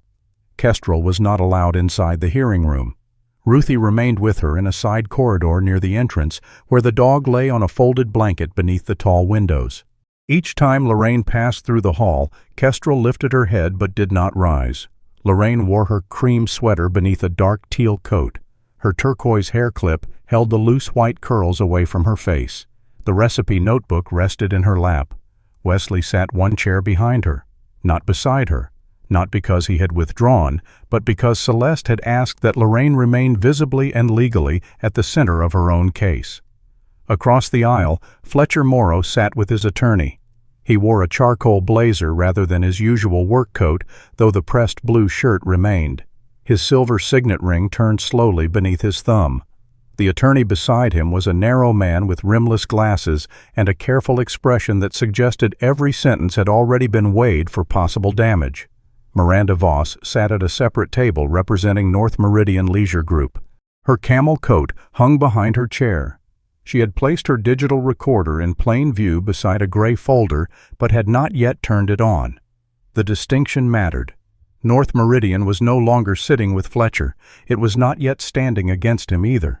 3 members of the County Review Board entered shortly after 9. The chairwoman, Evelyn Sutter, reminded the room that the hearing concerned only 2 questions: whether the White Meridian project remained eligible for preliminary approval, and whether the proposed Eastern Emergency Corridor rested on valid land rights. "This board cannot decide ownership of Mrs. Armitage's house," she said. "We cannot issue criminal findings. We will not conduct a trial." Celeste rose. "No one is asking you to." She spoke without drama. That unsettled Fletcher's attorney more than anger would have. Celeste began with the county restriction notice. She displayed the orange form that had remained posted on Lorraine's door long after its 10-day authority expired. Then she introduced the mold assessment showing minor surface contamination in the attic and no recommendation for full evacuation. The board chair turned toward Orson Pike. He sat near the witness table in his faded mustard coat, hat folded between both hands. Without the tape measure hanging from his belt, he seemed strangely incomplete. "Mr. Pike," Celeste said, "did you inspect the property before approving the restriction?" "No." "Did anyone employed by the county inspect it?" "No." "Why was it approved?" Orson swallowed. "Photographs supplied by the contractor. A written concern regarding possible mold. I believed the restriction would be temporary until the environmental report arrived. And after the report arrived, I reviewed it." "What action did you take?" "None." The room remained quiet. Orson looked toward Lorraine. "The notice had already expired. I told myself it would resolve without further involvement." "Did Mr. Morrow know the notice had expired?" "Yes." "Did he continue using it to deny access?" Fletcher's attorney objected that Orson could not know Fletcher's intent. Celeste rephrased. "Did you inform Mr. Morrow the restriction was no longer active?" "Yes." "Did he remove the notice?" "No." Orson's voice grew weaker. "I should have corrected the record." Chairwoman Sutter made a note. Celeste next presented the digital signing data. The original roof agreement had existed before Lorraine's signing session. The purchase option and eastern easement had later creation and modification timestamps. Amos Treadwell's archived files showed a clean initial package without either disputed attachment. Amos sat rigidly at the witness table, both hands around the orange case that had held the external drive. "Who instructed you to export the package again?" Celeste asked. "Fletcher Morrow." "Using what reason?" "He said there had been a formatting correction." "Did he instruct you to use the existing signature certificate?" "Yes." "Did you do it?" "Yes." The admission hung heavily. Amos looked toward Lorraine but could not hold her gaze. "When did you realize the attachments were not merely formatting changes?" Celeste asked. "After I compared the versions." "And what did you do then?" "I kept working." His honesty lacked nobility. That made it credible. Fletcher's attorney stood for cross-examination. "Mr. Treadwell, were you responsible for reviewing the legal meaning of every attachment?" "No." "Did Mr. Morrow ever say, 'I am adding these pages without Mrs. Armitage's consent'?" "No." "Did you personally witness Mrs. Armitage sign?" "No." "So your testimony cannot establish what she understood?" "No," Amos said, "but it establishes what the file contained when she signed." The attorney paused. It was the first sentence Amos delivered without fear in his voice. Celeste then introduced Fletcher's email sent before the roof repair. Eastern Corridor must be controlled before North Meridian's milestone payment. No exceptions. Beside it, she displayed the survey map showing the emergency route passing through Lorraine's eastern pines. Miranda activated her recorder. The soft electronic tone drew attention from several people. North Meridian's counsel leaned toward her, but she shook her head once. Celeste moved through the remaining evidence without rushing. Electrical service records showed that power to the potting room had been disconnected at the request of a subcontractor working under Morrow Property Services. Lorraine's handwritten log matched dates from vehicle records, food deliveries, and contractor visits. Dr. Lenora Baines testified that Lorraine had full decision-making capacity, understood the nature of the dispute, and had never been clinically advised to leave the entire property for weeks.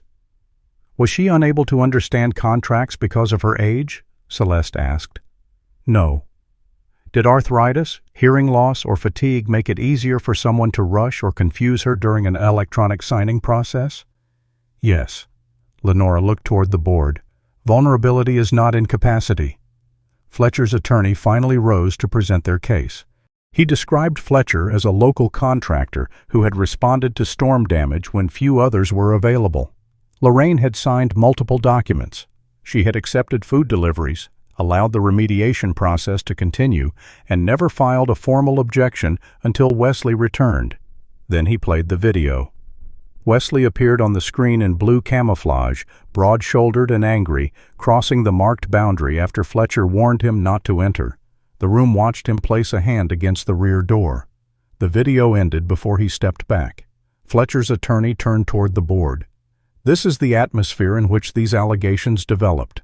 A highly trained military operator returned, immediately disregarded site restrictions, and began directing pressure against my client. Wesley felt every head turn. Celeste looked at him once, then called his name. He took the witness chair. His field uniform was clean and orderly, but he no longer believed neatness could answer every question about a man. "Did you cross the boundary?" Celeste asked. "Yes." "Were you warned?" "Yes." "Was that a mistake?" "Yes." Fletcher's attorney seemed briefly disappointed. "Why did you do it?" Celeste asked. "I had just found my mother living without reliable heat in a chicken coop. I was angry. I acted before I understood the situation."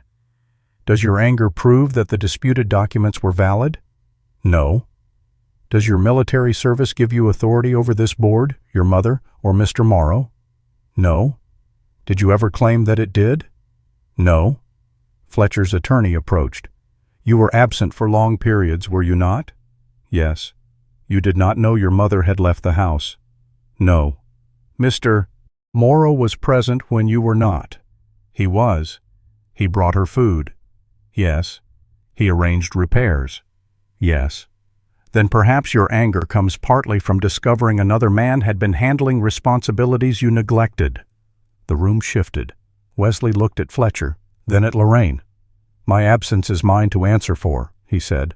"I believed short calls and money and promises to visit were enough. They were not." The attorney waited, expecting defensiveness. Wesley continued, "But failing my mother does not transfer her rights to the next man who enters her house. My guilt is not his deed. My absence is not her consent." No one moved for several seconds. Behind the hearing room doors, Kestrel gave one quiet bark. Not alarm, recognition. Lorraine closed her eyes briefly. When she opened them, Celeste called her to testify. Lorraine carried the recipe notebook with her. She did not appear fragile beneath the high ceiling and fluorescent lights. She appeared small, which was different. Small things could still possess weight. She described the roof damage, the first contract, the tablet Fletcher held while she signed, the swollen joints in her fingers, the pages she never saw. She described the 3 promised nights outside becoming weeks. She described Fletcher bringing groceries often enough to preserve the image of kindness. She described the warning that officials might question her ability to live alone. Finally, she described Kestrel. "He told me she had frightened one of his workers," Lorraine said. "He said if I caused trouble, someone might decide she belonged somewhere safer." Fletcher's attorney rose carefully. "Mrs. Armitage, did Mr. Morrow physically force you to sign?" "No." "Did he prevent you from speaking to your son?" "No." "Did he lock you inside the potting room?" "No." Then you remained there by choice. Lorraine looked at him. I remained because he arranged my choices until fear stood behind every one of them. The attorney adjusted his glasses. You could have called for help. Yes. But you did not. No. Why? Lorraine's hand rested on the notebook. Because I was ashamed that I had trusted him. Because I feared losing my dog. Because I knew my son was already carrying something he would not tell me. Wesley lowered his eyes. And because, she continued, I had spent my life believing that needing help was something polite people should postpone. Her voice stayed steady. I was wrong. Celeste asked one final question. Do you believe you agreed to sell your home or grant a permanent development corridor? No. What do you believe you agreed to? To repair my roof. At the North Meridian table, Miranda's counsel handed her a printed email chain. She read the first page, then the second. Her expression changed so little that only Celeste seemed to notice. Miranda requested permission to address the board. She stated that North Meridian had received internal compliance warnings weeks earlier regarding the unusually rapid acquisition of the Eastern Corridor. Those warnings had been closed after Fletcher represented that all owners had independent review and clear consent. The emails showed that no one had verified the claim. North Meridian had preferred speed to certainty. Miranda placed the chain on the evidence table. Effective immediately, she said, North Meridian is suspending its agreement with Morrow Property Services and withdrawing reliance on the Armitage easement pending investigation. Fletcher turned toward her. You cannot do that here. Miranda met his stare. I just did. The board recessed for 40 minutes. When it returned, Chairwoman Sutter announced that preliminary approval for White Meridian Lodge was suspended. The Eastern Corridor could not be accepted as valid access. The record would be referred to the county prosecutor and the Adult Protective Services Division. The room exhaled, but Celeste did not celebrate. This is the administrative decision, she reminded Lorraine quietly. The house is still a separate matter. By late afternoon, they gathered in Celeste's office to wait for the civil judge. Snowlight faded from the windows. At 4:38, the order arrived. Fletcher was required to restore Lorraine's access to the residence. He was prohibited from altering the property or contacting Lorraine privately. The purchase option and eastern easement were suspended pending a full hearing. When Fletcher left the county building, no officers waited for him. No one placed him in handcuffs. He walked down the steps with his attorney, carrying the same black tablet he had once turned toward Lorraine.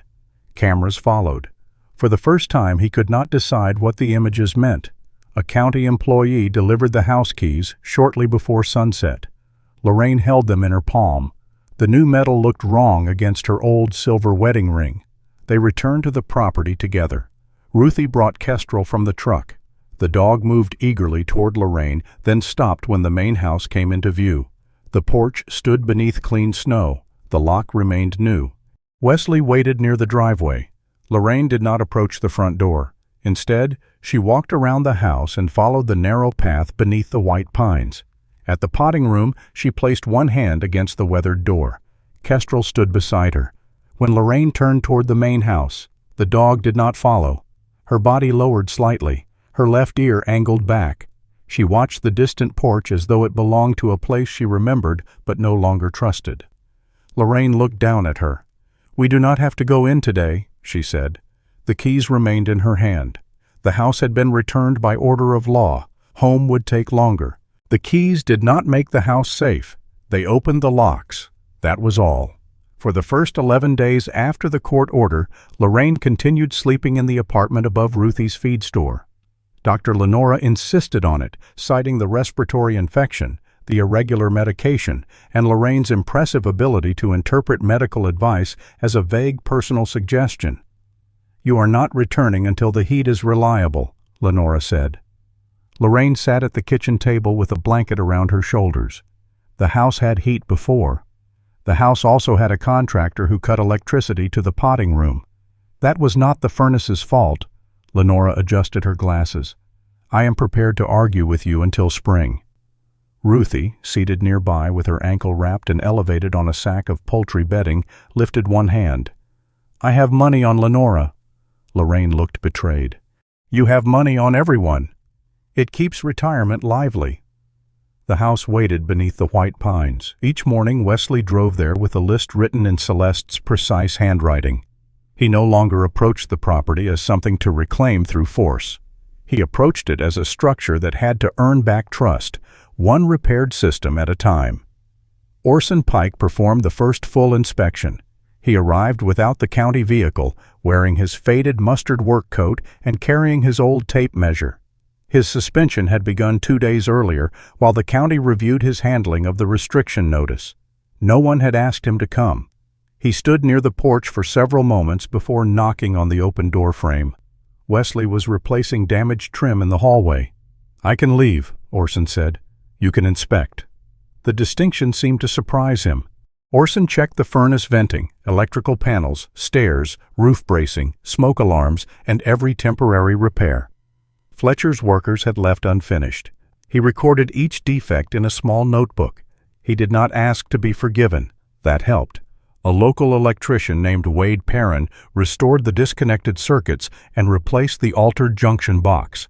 He was a compact man in his 60s with enormous white eyebrows and the habit of humming old country songs whenever a wire tested correctly.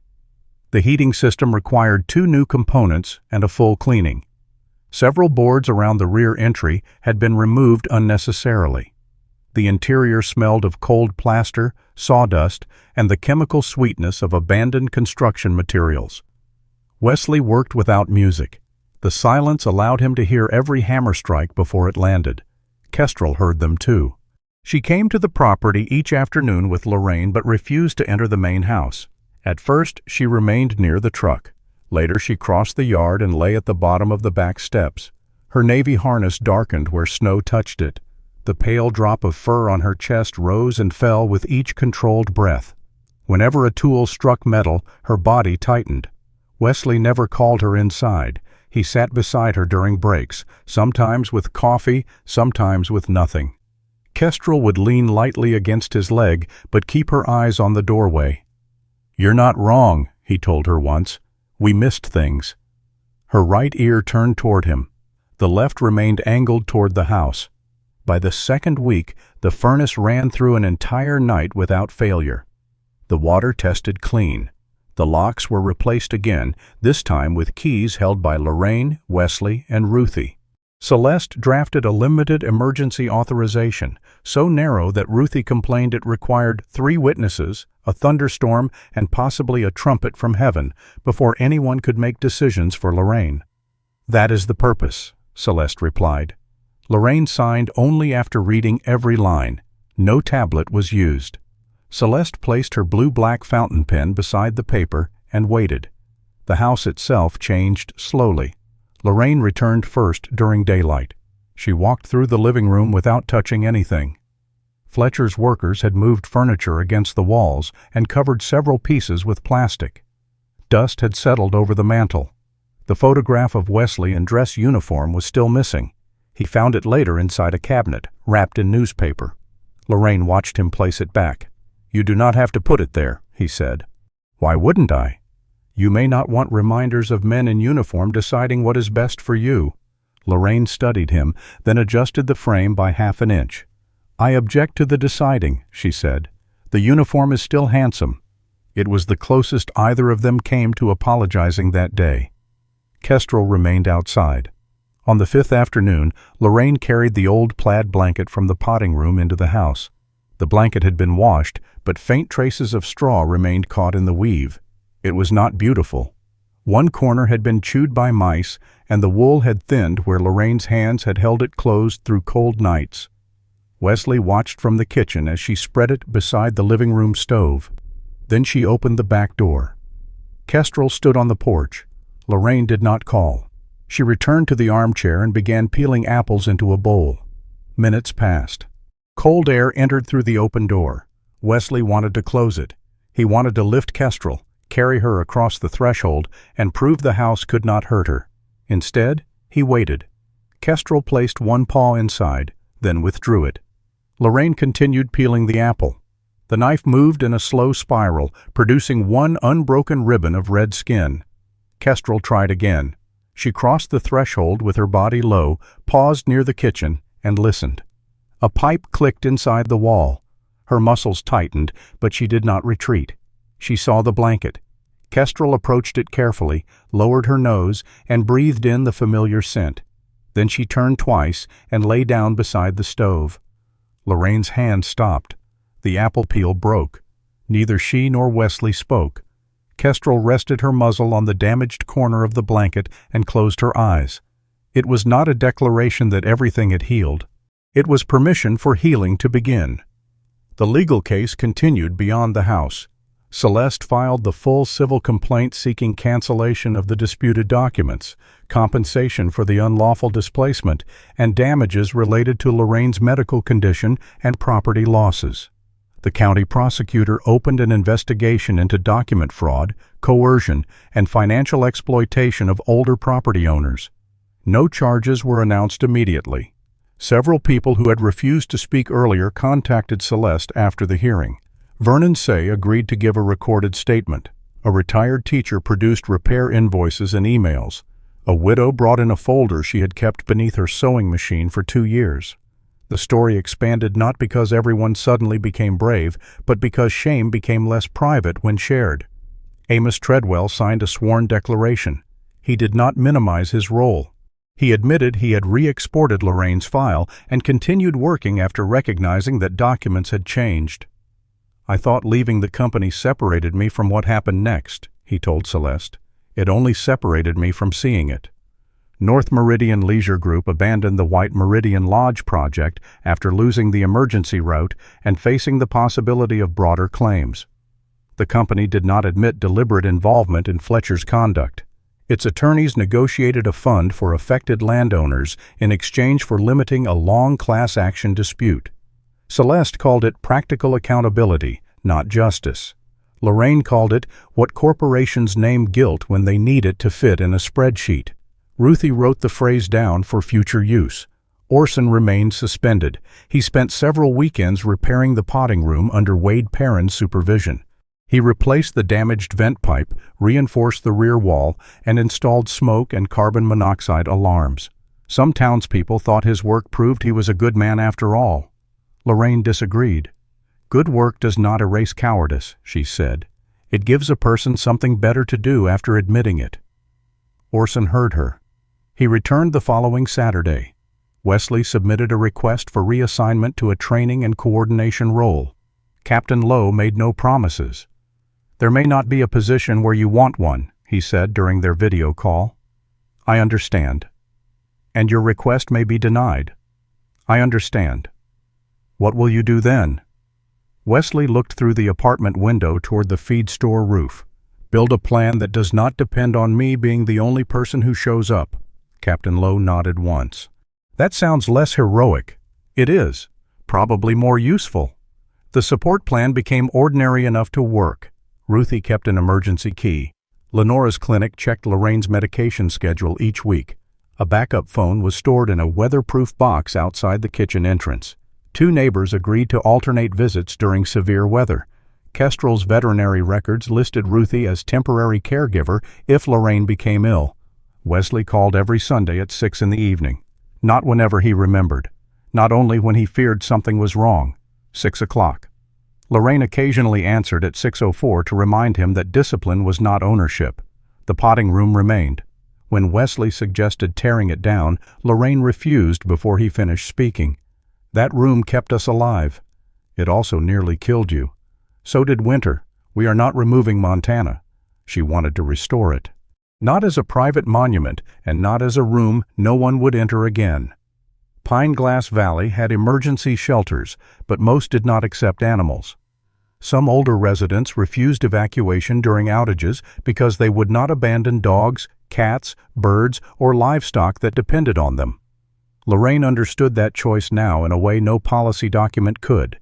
She proposed turning the potting room and connected coop into a small winter refuge where older adults could stay temporarily with their animals during power failures and storms. Ruthie named it before anyone could form a committee. The Warm Door. Celeste said the name had no legal structure. Ruthie said that was why they had hired her. The project took nearly a year. Orson prepared a safety checklist but had no authority to approve it while suspended, so another county inspector reviewed the work independently. A local church agreed to sponsor the insurance policy through its community outreach program. North Meridian Settlement Fund paid for part of the generator and accessible entrance, though Lorraine refused any plaque carrying the company's name. People donated folding beds, wool blankets, pet crates, food bowls, emergency radios, and more canned soup than any disaster could reasonably require. Lorraine directed everything from a wooden chair near the doorway. She rejected 6 curtains before accepting Ruthie's argument that shelter curtains did not need moral character. By the following winter, the warm door was ready. Its first official night came during a regional power outage caused by ice on the lines. 3 older residents arrived. One brought an anxious terrier wrapped in a red coat. Another came with a broad orange cat who immediately occupied the best chair. A retired ranch hand brought 2 elderly border collies and apologized for their snoring before either dog had fallen asleep. The hens lived in a rebuilt section of the coop and regarded every visitor as either a source of food or an administrative failure. Kestrel lay beside the stove on her old plaid blanket. One hen wandered inside through an unlatched gate and took the warmest corner of the rug. Kestrel lifted her head. The hen settled. Kestrel looked toward Wesley as if requesting enforcement. Ruthie leaned on her duck-headed cane. "You worked with a Navy SEAL for years," she told the dog, "and yet 3 aging hens have broken your command structure." Wesley corrected her. "1 hen. The others are leadership." Laughter moved through the room.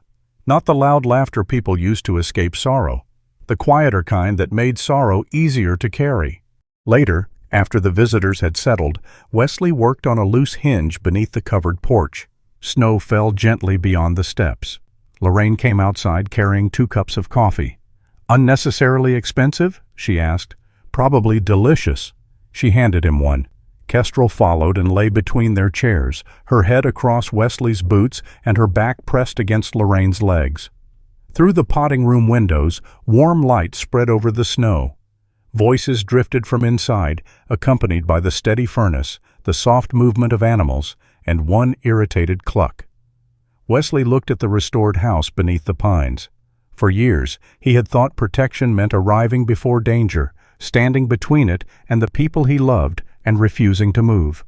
Then he had returned too late and discovered that strength could become another locked door when it did not listen.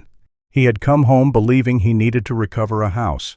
The law returned the keys. Work restored the walls. Time persuaded Kestrel to cross the threshold. But the home itself was saved by something quieter. A mother who stopped hiding need behind dignity. A son who stopped confusing distance with duty.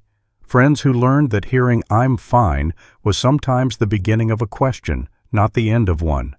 Behind them, the warm door remained open, and no one inside had to pretend they were fine in order to be allowed to stay. Sometimes healing does not begin when the door is unlocked. It begins when someone finally says, "You do not have to face this alone." Lorraine, Wesley, and Kestrel remind us that love is not only protection, it is also listening, staying, and making room for another person's voice.